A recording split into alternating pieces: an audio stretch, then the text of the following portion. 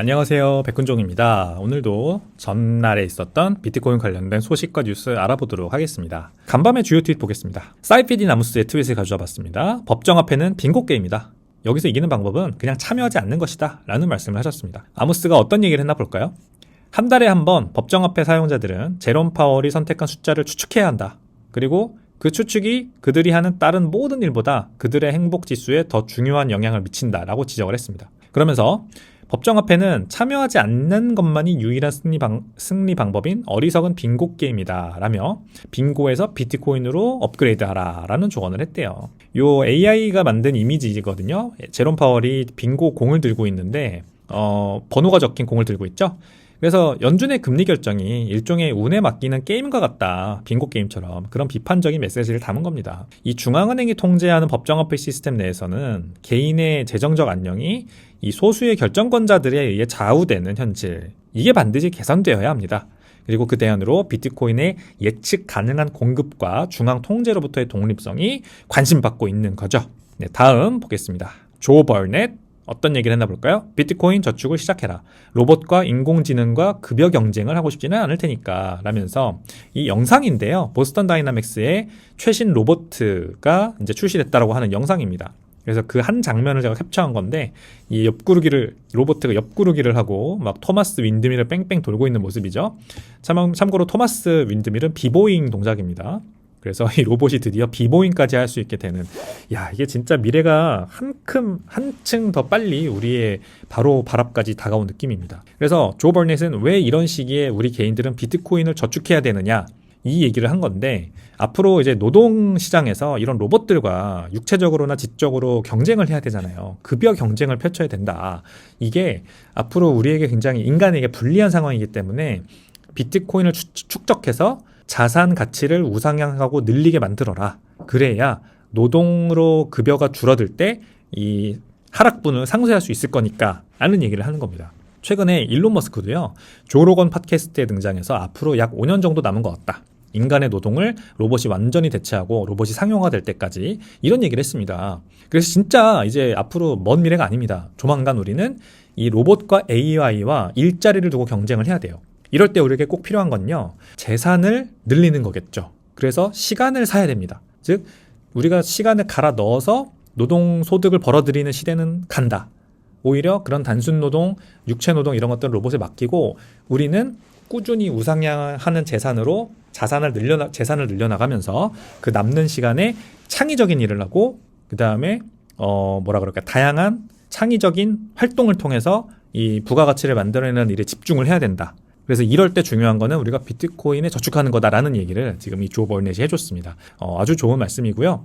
비트코인의 가치가 AI 로봇 시대가 오면서 더 중요해지지 않을까, 그런 기대를 한번 해봅니다. 자, 다음 보겠습니다. 사람들은 비트코인 변동성을 불평하면서 가치가 지속적으로 떨어지는 돈을 쓴다라고 합니다. 이 차트를 보시면 $100의 구매력이 2000년 1월 1일 이후로 현재 2022년 3년까지 절반 수준으로 떨어진 걸 볼 수가 있죠. $100의 가치가 58.80불이니까 지금 이제 2025년이니 이거보다 더 떨어졌을 거라고 생각을 합니다. 자, 왈름슬리라는 분이 올린 트윗인데 뭐라고 했나 볼까요?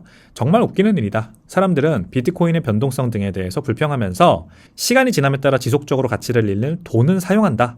말이 안 되는 거다라는 얘기를 했습니다. 그래서 이 인사이트는 결국 뭐냐면, 단기적인 비트코인 가격 변동성에 너무 집중하지 마라. 그거는 노이즈다. 장기적인 관점에서 비트코인의 가치 저장 기능과 법정화폐 구매력 하락을 비교해보면 더 강한 화폐, 즉 경화를 선택하는 게 옳은 선택이다라는 거죠.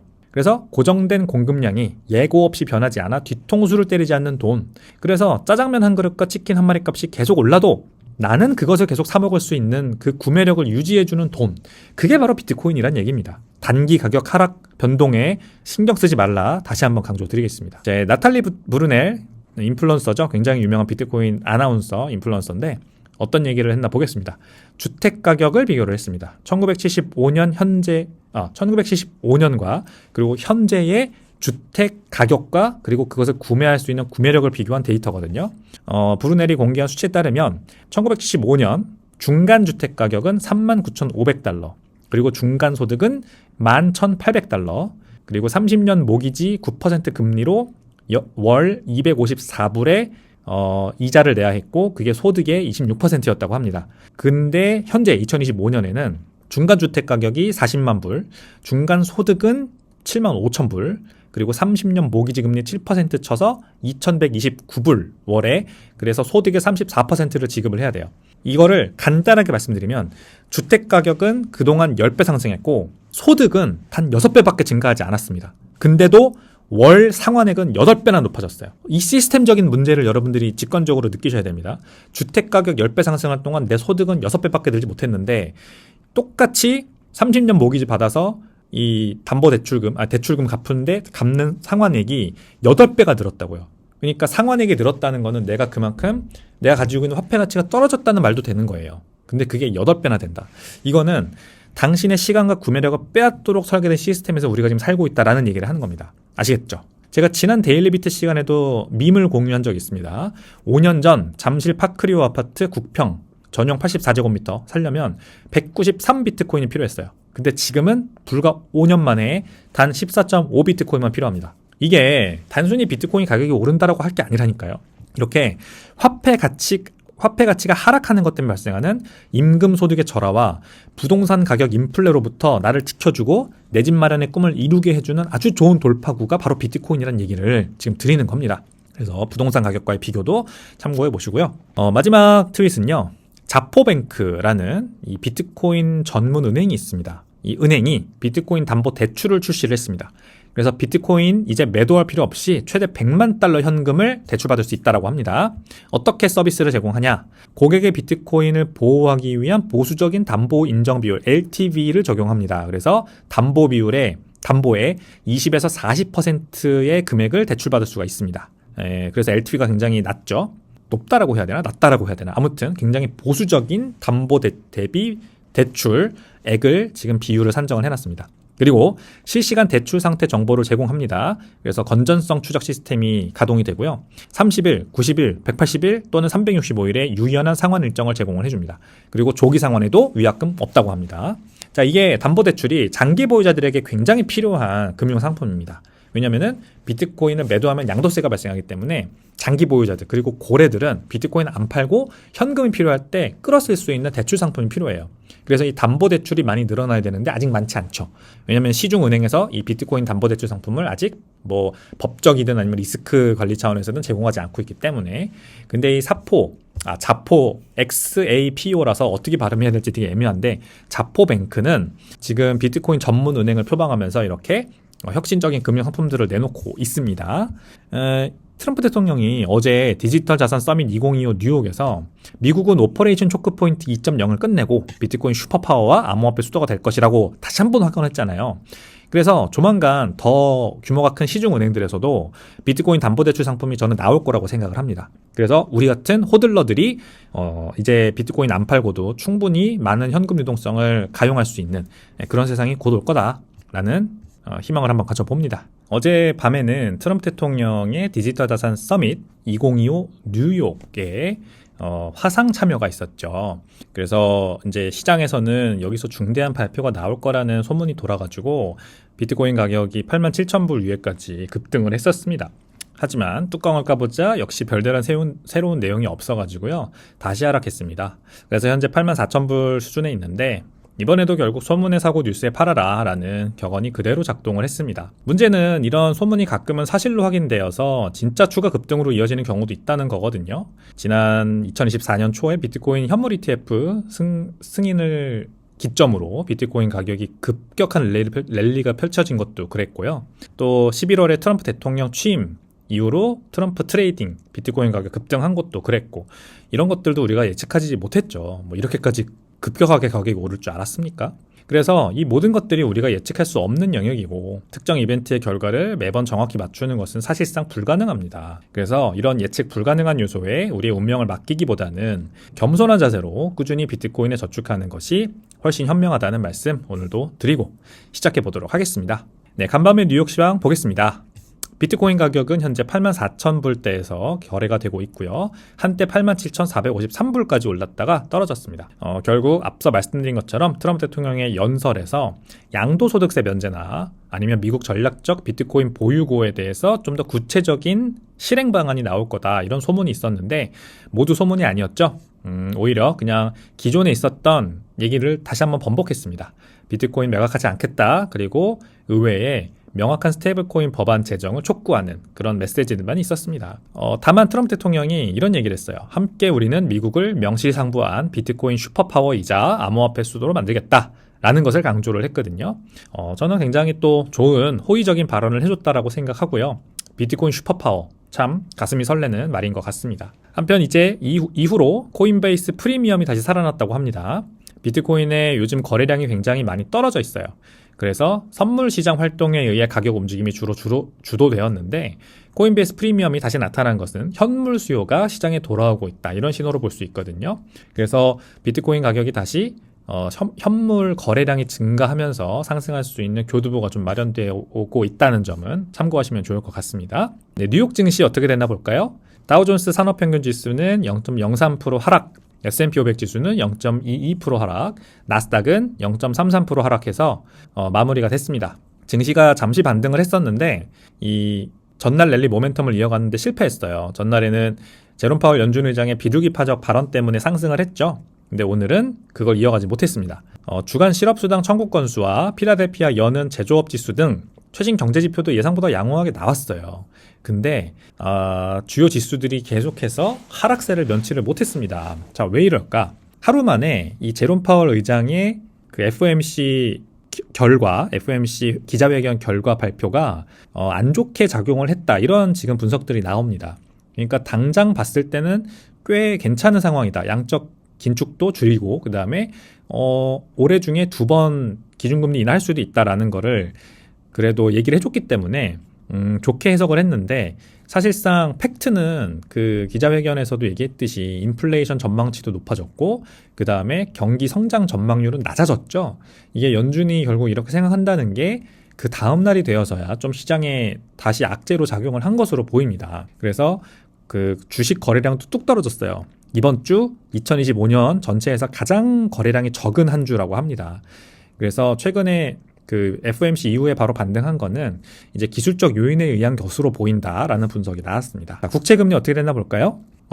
소폭 하락했습니다. 10년물 국채금리는 1베이시스 포인트 하락해서 4.237% 그리고 2년물 금리는 역시 1베이시스 포인트 내려서 3.962%에 거래됐습니다.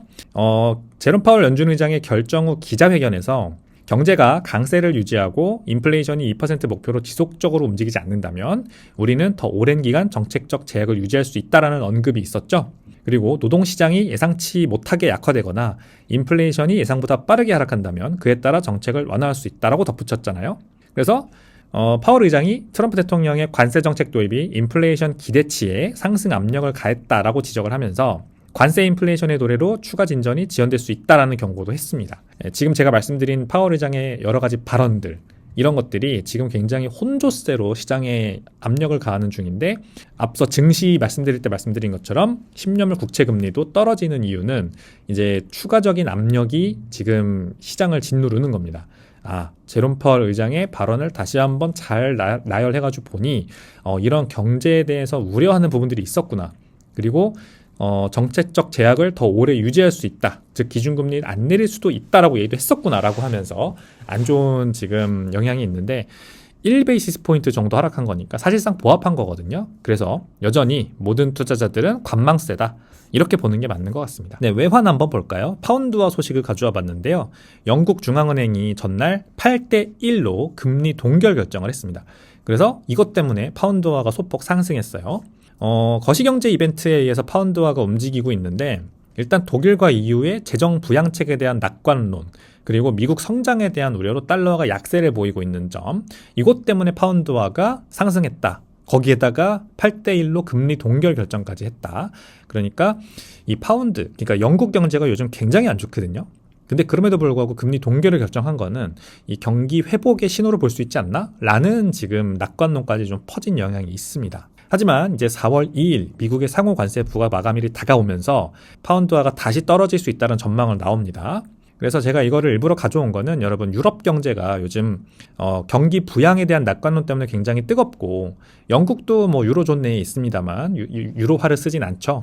그래서 파운드와 이제 가치도 같이 봐야 되는데 이 EU의 유로화와 그다음에 영국의 파운드화가 요즘 달러 대비해서 강세를 띠고 있다는 점을 말씀드리려고 가져와 봤습니다. 그래서 과연 이 자강론, 유럽의 자강론이죠. 그 영국도 마찬가지입니다. 영국도 지금 경기가 굉장히 안 좋은데도 자강론 펼치고 있는데 이런 것들이 결국 달러와 약세 그리고 유로와 강세로 계속해서 갈 거냐 아니면은 이러다가 다시 뒤집힐 거냐 이거를 우리가 보면서 지금 관심을 집중하는 게 재밌을 것 같다라는 의미로 가져와 봤다 이렇게 보시면 되겠고요. 자, 원자재는 오늘은 금 아니라 유가 뉴스 가져와 봤습니다. 지금 국제 유가가 다시 상승하고 있대요.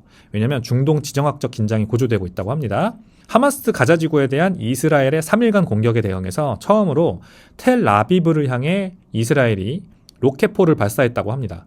이스라엘이 아니죠. 이스라엘이죠. 이스라엘의 3일간 공격에 대응해서 하마스 가자 지구에 미국과 이스라엘이 로켓포를 발사한 것 같습니다. 후티 반군에 대한 미국의 장기 공격 전망도 있고요. 그 다음에 이스라엘 가자 지구에 대한 공세 재개 이런 것들이 다 지금 결합되어서 중동발 리스크, 석유 가격이 다시 상승하고 있는 모습입니다. 그래서 WTI 원유 산물은 0.6% 상승, 브렌트유 산물은 0.5% 상승 이렇게 지금 뉴스가 나왔고요. 이 국제 유가가 상승하면은 인플레이션 압력이지 않습니까? 그래서 인플레이션 압력은 결국 미국의 기준금리 인하를 더디게 할 수 있는 요소다라는 측면에서 한번 말씀드려봤습니다. 네, 오늘의 밈 보겠습니다. 충돌 직전에 미국 국가 부채와 정치인들의 부책임. 비행기를 조종하고 있는 분이 정치인이고 저 건너편 멀지 않은 반대편에서 미국의 국가 부채라고 하는 다른 비행기가 오고 있는데 어이없게도 뒤를 보면서 엄지나 치켜들고 있죠. 네, 이게 이제 얘기하는 바는 곧 충돌할 비행기를 보고도 웃으면서 엄지나 시켜 세우는 조종사처럼 곧 다가올 재정 위기에 대해 정치인들이 뭐 상관없어, 문제없어 이러면서 무책임한 태도를 보이고 있다라는 거죠. 미국이 국가 부채가 현재 34조 달러로 넘어섰고 이자 지급액만 연간 1조 달러에 육박하는 상황에서 이 뭐 두 손 놓고 있지 않습니까, 사실? 근데 이 문제를 해결하겠다고 나선 일론 머스크 같은 사람에게 악마 프레임 씌우고 공격하지 않습니까? 아니, 좋은 일을 하는 건데 왜 공격하냐. 이런 일부 정치인들의 모습도 사실 이 조종사의 모습과 되게 비슷한 것 같습니다. 그래서 이런 무능한 정치인들이 조종하는 충돌 직전의 비행기에서 탈출하는 방법은 우리 같은 일반인들에겐 딱 하나, 바로 비트코인이다 라는 점을 이 밈을 통해서 말씀을 드립니다. 네, 2025년 3월 22일 데일리 비트를 마치도록 하겠습니다. 오늘은 금요일인데 좋은 하루 보내시고요. 저는 주말 잘 보내고 다음 주 월요일에 또 좋은 내용으로 찾아오겠습니다. 감사합니다.